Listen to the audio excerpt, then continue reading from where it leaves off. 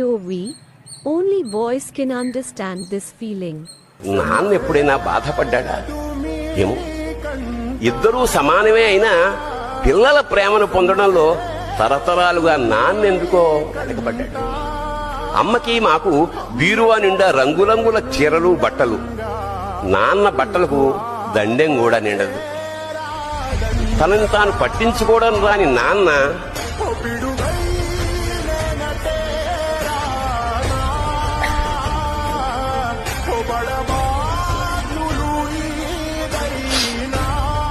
ఎందుకో మాకు కూడా పట్టనంత వెనకపడ్డాడు.